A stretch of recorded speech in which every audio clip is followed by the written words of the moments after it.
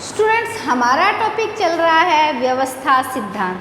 तो व्यवस्था सिद्धांत में हमने देखा था कि व्यवस्था निरंतर प्रवाह होती रहती है, ठीक है, निरंतर चलती है तब तक तो ठीक है, लेकिन जिस दिन वो रुक जाती है उस दिन सारी का सारा सिस्टम खत्म हो जाता है। अब हम आज बात करेंगे कि राजनीति में व्यवस्था क्या है। तो मैं एक चीज़ देखिए, समाज में क्या है, समाज में दो लोग हैं। दो लोग कौन कौन से हैं?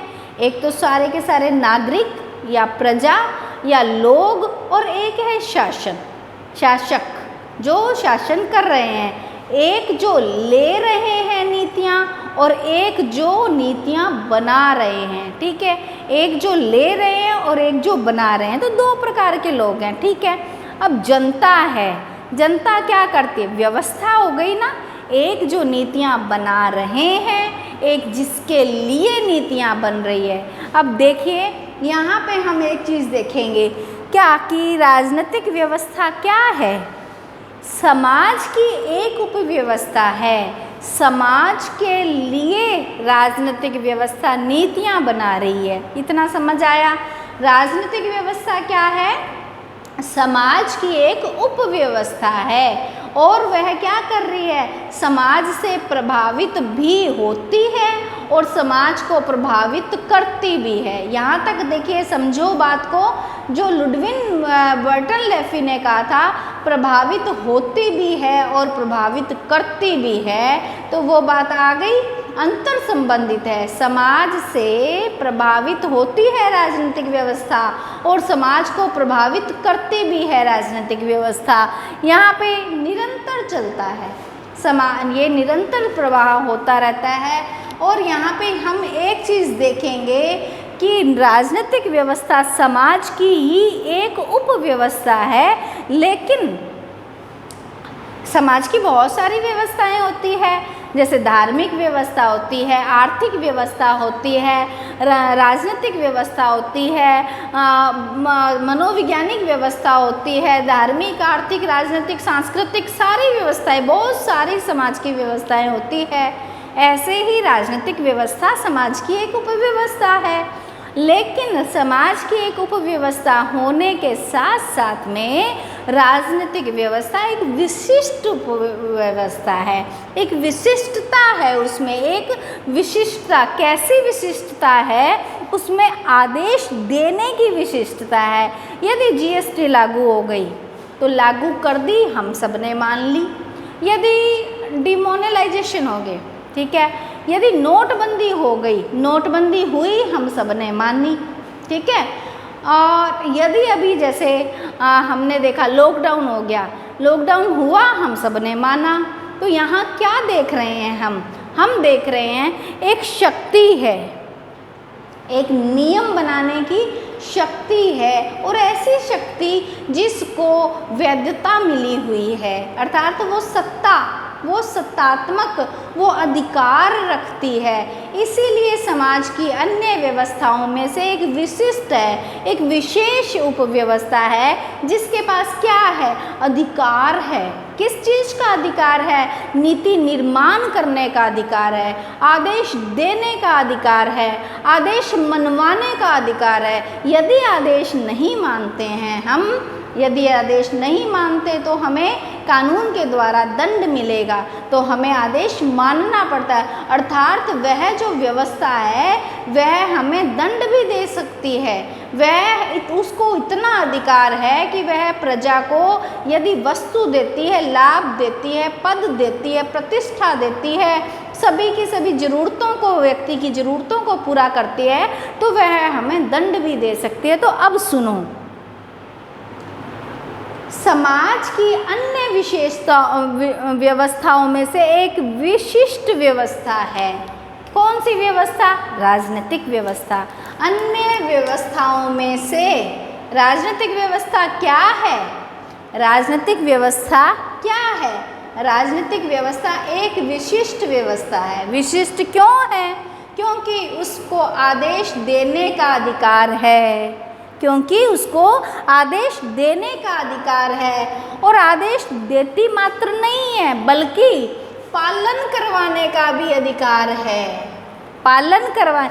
ये जो विशेष अधिकार इसके पास में है, इस विशेष अधिकार के कारण से, इस विशेष अधिकार के कारण से ये विशिष्ट उपव्यवस्था मानी जाती है, क्योंकि केवल आदेश देती नहीं है बल्कि आदेश का पालन भी करवाती है। इसीलिए राजनीतिक व्यवस्था समाज की अन्य व्यवस्थाओं में से क्या है, एक विशिष्ट व्यवस्था है। ठीक है, यहाँ पे देखिए राजनीति विज्ञान के अंदर जो व्यवस्था सिद्धांत लाए थे वो है डेविड ईस्टन। डेविड ईस्टन ने 1953 में एक पुस्तक लिखी थी। 1953 में एक पुस्तक लिखी थी, द पॉलिटिकल सिस्टम।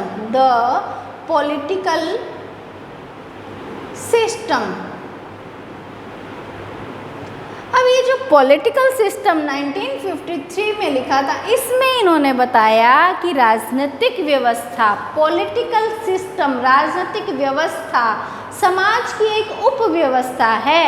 ये ऐसी व्यवस्था है जिसके पास शक्ति है, बात को मनवाने की शक्ति है, उसको वैधता मिली हुई है। वो वैधता शक्ति है, सत्ता है। सत्ता क्यों है? जिसको वैधता मिली हुई है। ऐसी शक्ति जिसको वैधता मिली हुई है, अर्थात सत्ता मिली हुई है। तो डेविड ईस्टन कहते हैं, डेविड ईस्टन ये बात कहते हैं, ईस्टन ये बात कहते हैं, समाज की व्यवस्था, ऐसी जो पॉलिटिकल सिस्टम है, राजनीतिक व्यवस्था है, वो क्या है? समाज की व्यवस्था है। और क्या है? वह क्या करती है?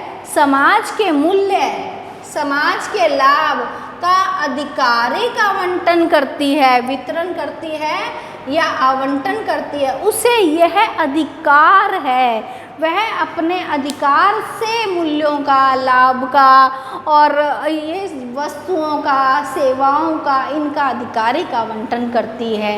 तो हम देखेंगे कि राजनीतिक व्यवस्था में पुरातन अप्रोचेज के जैसे केवल एक खंड या एक भाग पर ध्यान नहीं दिया जाता, बल्कि समग्र पर ध्यान दिया जाता है, समग्र अध्ययन पर बल दिया जाता है। देखिए राजनीतिक व्यवस्था में एक सामान्य सिद्धांत, अब राजनीतिक व्यवस्था का उद्देश्य क्या है, क्यों पढ़ा जाता है? तो एक सामान्य सिद्धांत का निर्माण हो जाए। यदि एक सामान्य सिद्धांत का निर्माण हो जाता है तो क्या होगा? तुलनात्मक अध्ययन आसान हो जाएगा, तुलना करनी आसान हो जाती है। तो ये जो तुलनात्मक अध्ययन है, यह भी मॉडर्न अप्रोच में आता है। और यहाँ पे व्यवस्था सिद्धांत जो है वह अंतःशास्त्रीय उपागम से प्रभावित है। व्यवहारवाद में हमने किया था इंटरडिसिप्लिनरी या अंतरशास्त्रीय उपागम से प्रभावित है। एक शास्त्र की दूसरे शास्त्र से तुलना कर सकते हैं, एक विषय के गुणों को दूसरे विषय में ले सकते हैं, दे सकते हैं। तो यहाँ पे अब हमने देख लिया कि राजनीतिक व्यवस्था समाज की एक उपव्यवस्था है, समाज की एक उपव्यवस्था है। और यह व्यवस्था जो राजनीतिक व्यवस्था है, ये समाज से प्रभावित होती भी है और समाज को प्रभावित करती भी है। तो देखिए यह क्या है, प्रभावित करती है।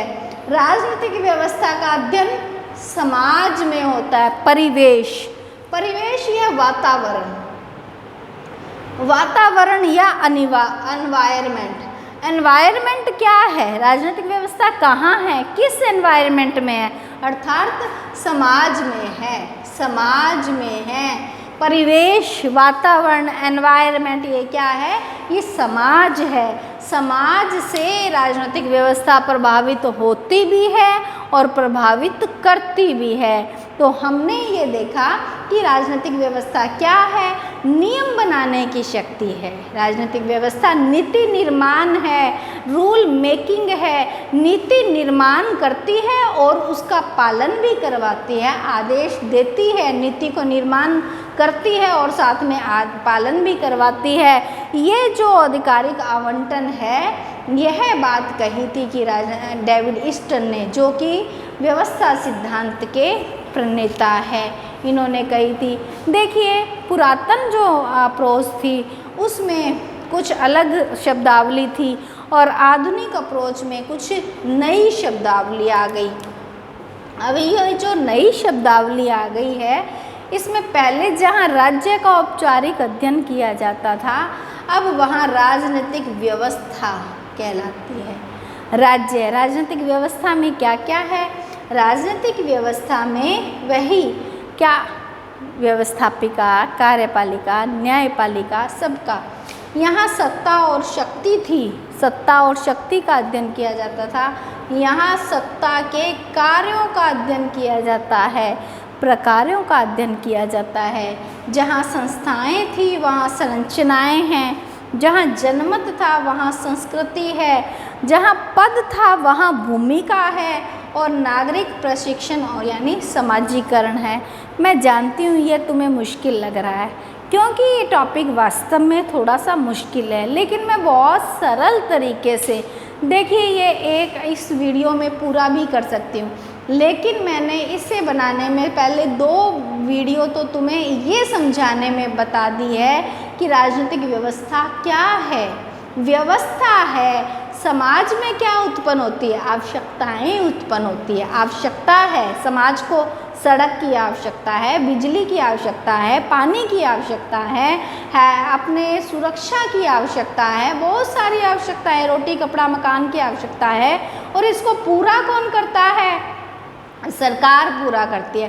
तो ये जो सरकार सबकी आवश्यकताओं को पूरा करती है, ये एक व्यवस्था के अनुकूल करती है, यह एक व्यवस्था के आधार पे करती है। ये बात हमें पढ़ना है। लेकिन मैंने इसकी पूरी पृष्ठभूमि बताई है कि सबसे पहले बर्टन लैम्फी लेके आया था, फिर मानव शास्त्र में लेवी स्ट्रॉस लेके आया था, फिर टालकट पार्सन्स लेके आया था, फिर डेविड ईस्टन लेके आया था, फिर मार्टिन कैप्लॉन लेके आया था, पब्लिक एड में चेस्टर बर्नार्ड लेकर आया था। इस प्रकार से कौन कौन कैसे कैसे कहाँ कहाँ लेकर आए, व्यवस्था क्या है, राजनीतिक व्यवस्था क्या है, ये तो 2 वीडियो तो मैंने तुम्हें ये समझाने में लगा दी है कि राजनीतिक व्यवस्था क्या है। अब हम नेक्स्ट वीडियो में करेंगे कि डेविड ईस्टन का व्यवस्था सिद्धांत।